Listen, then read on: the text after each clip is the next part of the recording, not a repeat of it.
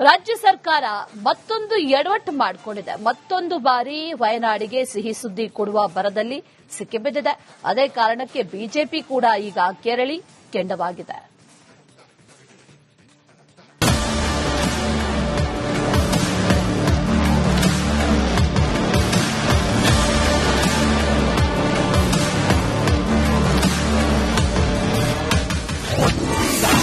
ಕರ್ನಾಟಕ ಪ್ರವಾಸೋದ್ಯಮ ಇಲಾಖೆ ಎಡವಟ್ಟು. ವಯನಾಡು ಪ್ರವಾಸಕ್ಕೆ ಆಹ್ವಾನಿಸಿದ್ದಕ್ಕೆ ಬಿಜೆಪಿ ಸಿಟ್ಟು. ಕರ್ನಾಟಕದಲ್ಲಿ ಪ್ರವಾಸಿ ತಾಣಗಳಿಗೆ ಬರವಿಲ್ಲ. ಕರ್ನಾಟಕದಷ್ಟು ಸುಂದರ ರಾಜ್ಯ ಮತ್ತೊಂದಿಲ್ಲ. ನೈಸರ್ಗಿಕ ಸೌಂದರ್ಯ, ಸುಂದರ ದೇಗುಲಗಳು, ಪಶ್ಚಿಮ ಘಟ್ಟದ ಸೌಂದರ್ಯ, ಬೆಂಗಳೂರಿನ ಕೂಲ್ ವೆದರ್ ಹೇಳ್ತಾ ಕೂತ್ರೆ ಪದಗಳು ಸಾಲದು.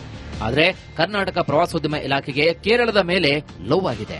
ಅದೇ ಕಾರಣಕ್ಕೆ ಕೇರಳ ಪ್ರವಾಸಕ್ಕೆ ಆಹ್ವಾನ ಕೊಡುತ್ತಿದೆ.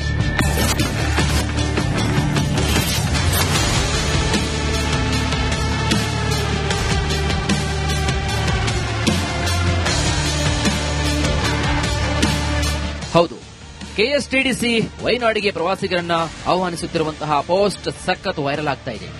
ಇಲಾಖೆಯ ವಿರುದ್ಧ ಬಿಜೆಪಿ ತೀವ್ರವಾದಂತಹ ಆಕ್ರೋಶವನ್ನು ವ್ಯಕ್ತಪಡಿಸಿದೆ. ವಯನಾಡು ಕರ್ನಾಟಕಕ್ಕೆ ಸೇರಿತೆ ಅಥವಾ ಕೆಎಸ್ಟಿಡಿಸಿ ಕೇರಳದ್ದಾಯಿತೆ? ಪಕ್ಷದ ಅಧಿನಾಯಕಿ ಪ್ರಿಯಾಂಕಾ ಗಾಂಧಿ ಮೆಚ್ಚಿಸಲು ಕನ್ನಡ ನಾಡಿನ ಗೌರವವನ್ನು ಅಡವಿಡಲು ಕಾಂಗ್ರೆಸ್ ಸರ್ಕಾರ ಹೊರಟಿದೆ ಅಂತ ಟೀಕಿಸಿದೆ. ಸಿಎಂ ಸಿದ್ದರಾಮಯ್ಯನವರೇ, ಕೇರಳದ ಶಾಸಕನಂತೆ ವಯನಾಡಿನ ಚಂದಾ ವಸೂಲಿಗಾರನಂತೆ ವರ್ತಿಸುವಂತಹ ಮುಖ್ಯಮಂತ್ರಿಯನ್ನ ಕರ್ನಾಟಕದ ಜನತೆ ಇನ್ನೆಷ್ಟು ದಿನ ಸಹಿಸಬೇಕು?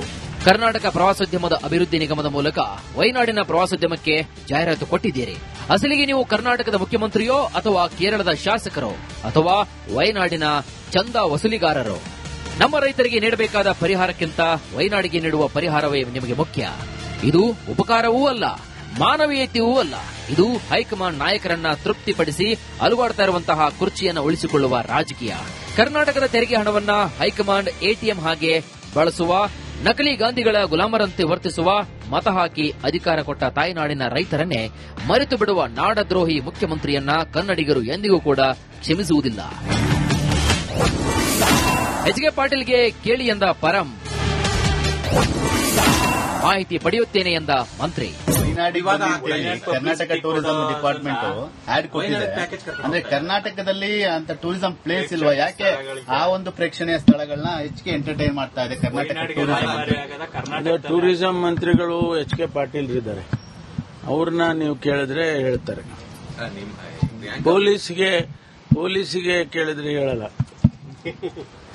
ಏನು ಉದ್ದೇಶ, ಯಾಕೆ ಆಗಿದೆ ಹಾಗೆ, ಅಥವಾ ಕೆಎಸ್ಟಿಡಿಸಿ ನಿಮ್ಮ ಹೋಟೆಲ್ ಇದೆ ಅಲ್ಲಿ ಏನು ಅನ್ನೋದ್ರ ಬಗ್ಗೆ ಮ್ಯಾನೇಜಿಂಗ್ ಡೈರೆಕ್ಟರ್ ಕೆಎಸ್ಟಿಡಿಸಿ ಅವರಿಂದ ವಿವರಣೆ ಪಡೆದು ಮಂಡಿಸೋದಕ್ಕೆ ಮಾನ್ಯ ನಮ್ಮ ನಿರ್ದೇಶಕರಿಗೆ, ಡೈರೆಕ್ಟರ್, ಕಮಿಷನರ್ ಅವರಿಗೆ ನಾನು ಸೂಚನೆ ಕೊಟ್ಟಿದ್ದೇನೆ.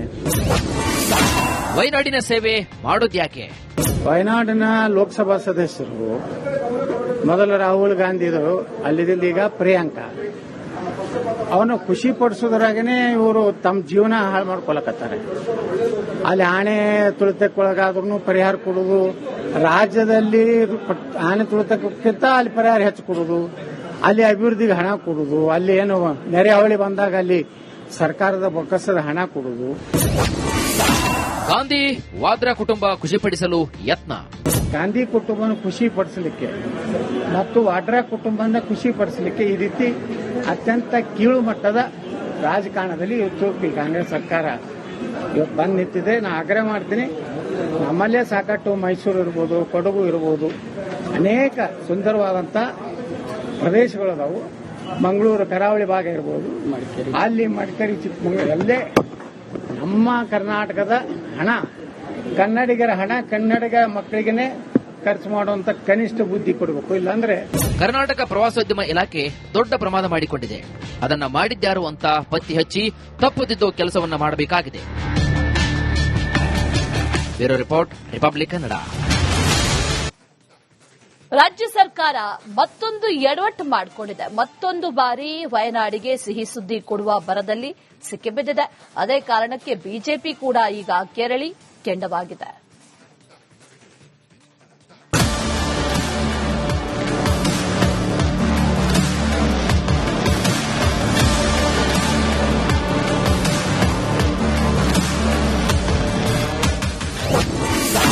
ಕರ್ನಾಟಕ ಪ್ರವಾಸೋದ್ಯಮ ಇಲಾಖೆ ಎಡವಟ್ಟು. ವಯನಾಡು ಪ್ರವಾಸಕ್ಕೆ ಆಹ್ವಾನಿಸಿದ್ದಕ್ಕೆ ಬಿಜೆಪಿ ಸಿಟ್ಟು. ಕರ್ನಾಟಕದಲ್ಲಿ ಪ್ರವಾಸಿ ತಾಣಗಳಿಗೆ ಬರವಿಲ್ಲ. ಕರ್ನಾಟಕದಷ್ಟು ಸುಂದರ ರಾಜ್ಯ ಮತ್ತೊಂದಿಲ್ಲ. ನೈಸರ್ಗಿಕ ಸೌಂದರ್ಯ, ಸುಂದರ ದೇಗುಲಗಳು, ಪಶ್ಚಿಮ ಘಟ್ಟದ ಸೌಂದರ್ಯ, ಬೆಂಗಳೂರಿನ ಕೂಲ್ ವೆದರ್ ಹೇಳ್ತಾ ಕೂತ್ರೆ ಪದಗಳು ಸಾಲದು. ಆದರೆ ಕರ್ನಾಟಕ ಪ್ರವಾಸೋದ್ಯಮ ಇಲಾಖೆಗೆ ಕೇರಳದ ಮೇಲೆ ಲವ್ ಆಗಿದೆ. ಅದೇ ಕಾರಣಕ್ಕೆ ಕೇರಳ ಪ್ರವಾಸಕ್ಕೆ ಆಹ್ವಾನ ಕೊಡುತ್ತಿದೆ.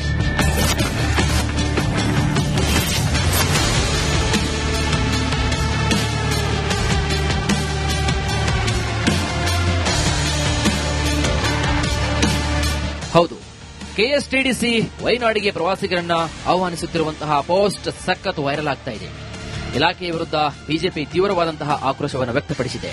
ವಯನಾಡು ಕರ್ನಾಟಕಕ್ಕೆ ಸೇರಿತೆ ಅಥವಾ ಕೆಎಸ್ಟಿಡಿಸಿ ಕೇರಳದ್ದಾಯಿತೆ? ಪಕ್ಷದ ಅಧಿನಾಯಕಿ ಪ್ರಿಯಾಂಕಾ ಗಾಂಧಿ ಮೆಚ್ಚಿಸಲು ಕನ್ನಡ ನಾಡಿನ ಗೌರವವನ್ನು ಅಡವಿಡಲು ಕಾಂಗ್ರೆಸ್ ಸರ್ಕಾರ ಹೊರಟಿದೆ ಅಂತ ಟೀಕಿಸಿದೆ. ಸಿಎಂ ಸಿದ್ದರಾಮಯ್ಯನವರೇ, ಕೇರಳದ ಶಾಸಕನಂತೆ ವಯನಾಡಿನ ಚಂದಾ ವಸೂಲಿಗಾರನಂತೆ ವರ್ತಿಸುವಂತಹ ಮುಖ್ಯಮಂತ್ರಿಯನ್ನ ಕರ್ನಾಟಕದ ಜನತೆ ಇನ್ನೆಷ್ಟು ದಿನ ಸಹಿಸಬೇಕು? ಕರ್ನಾಟಕ ಪ್ರವಾಸೋದ್ಯಮದ ಅಭಿವೃದ್ಧಿ ನಿಗಮದ ಮೂಲಕ ವಯನಾಡಿನ ಪ್ರವಾಸೋದ್ಯಮಕ್ಕೆ ಜಾಹೀರಾತು ಕೊಟ್ಟಿದ್ದೀರಿ. ಅಸಲಿಗೆ ನೀವು ಕರ್ನಾಟಕದ ಮುಖ್ಯಮಂತ್ರಿಯೋ ಅಥವಾ ಕೇರಳದ ಶಾಸಕರೋ ಅಥವಾ ವಯನಾಡಿನ ಚಂದಾ ವಸೂಲಿಗಾರರೋ? ನಮ್ಮ ರೈತರಿಗೆ ನೀಡಬೇಕಾದ ಪರಿಹಾರಕ್ಕಿಂತ ವಯನಾಡಿಗೆ ನೀಡುವ ಪರಿಹಾರವೇ ನಿಮಗೆ ಮುಖ್ಯ. ಇದು ಉಪಕಾರವೂ ಅಲ್ಲ, ಮಾನವೀಯತೆಯೂ ಅಲ್ಲ. ಇದು ಹೈಕಮಾಂಡ್ ನಾಯಕರನ್ನ ತೃಪ್ತಿಪಡಿಸಿ ಅಲುಗಾಡ್ತಾ ಇರುವಂತಹ ಕುರ್ಚಿಯನ್ನು ಉಳಿಸಿಕೊಳ್ಳುವ ರಾಜಕೀಯ. ಕರ್ನಾಟಕದ ತೆರಿಗೆ ಹಣವನ್ನ ಹೈಕಮಾಂಡ್ ಎಟಿಎಂ ಹಾಗೆ ಬಳಸುವ, ನಕಲಿ ಗಾಂಧಿಗಳ ಗುಲಾಮರಂತೆ ವರ್ತಿಸುವ, ಮತ ಹಾಕಿ ಅಧಿಕಾರ ಕೊಟ್ಟ ತಾಯ್ನಾಡಿನ ರೈತರನ್ನೇ ಮರೆತು ಬಿಡುವ ನಾಡದ್ರೋಹಿ ಮುಖ್ಯಮಂತ್ರಿಯನ್ನ ಕನ್ನಡಿಗರು ಎಂದಿಗೂ ಕೂಡ ಕ್ಷಮಿಸುವುದಿಲ್ಲ. ಎಚ್.ಕೆ. ಪಾಟೀಲ್ಗೆ ಕೇಳಿ ಎಂದ ಪರಂ, ಮಾಹಿತಿ ಪಡೆಯುತ್ತೇನೆ ಎಂದ ಮಂತ್ರಿ. ಕರ್ನಾಟಕ ಟೂರಿಸಂ ಡಿಪಾರ್ಟ್ಮೆಂಟ್ ಆಡ್ ಕೊಟ್ಟಿದೆ. ಅಂದ್ರೆ ಕರ್ನಾಟಕದಲ್ಲಿ ಅಂತ ಟೂರಿಸಂ ಪ್ಲೇಸ್ ಇಲ್ವಾ? ಯಾಕೆ ಆ ಒಂದು ಪ್ರೇಕ್ಷಣೀಯ ಸ್ಥಳಗಳನ್ನ ಹೆಚ್ಚಿಗೆ ಎಂಟರ್ಟೈನ್ ಮಾಡ್ತಾ ಇದೆ ಕರ್ನಾಟಕ ಟೂರಿಸಂ ಮಂತ್ರಿಗಳು ಎಚ್.ಕೆ. ಪಾಟೀಲ್ ಇದ್ದಾರೆ. ಅವ್ರನ್ನ ನೀವು ಕೇಳಿದ್ರೆ ಹೇಳ್ತಾರೆ. ಪೊಲೀಸಿಗೆ ಕೇಳಿದ್ರೆ ಹೇಳಲ್ಲ.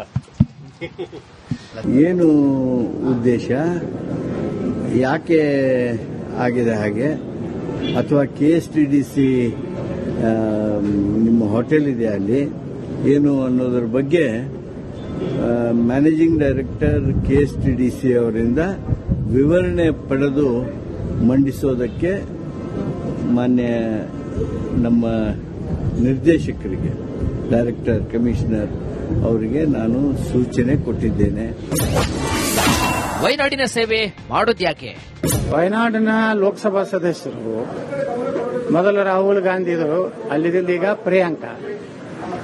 ಅವನು ಖುಷಿ ಪಡಿಸೋದ್ರಾಗನೆ ಇವರು ತಮ್ಮ ಜೀವನ ಹಾಳು ಮಾಡ್ಕೊಳಕತ್ತಾರೆ.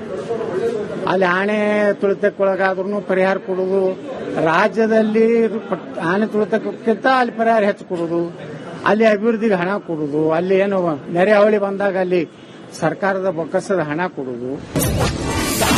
ಗಾಂಧಿ ವಾದ್ರಾ ಕುಟುಂಬ ಖುಷಿಪಡಿಸಲು ಯತ್ನ.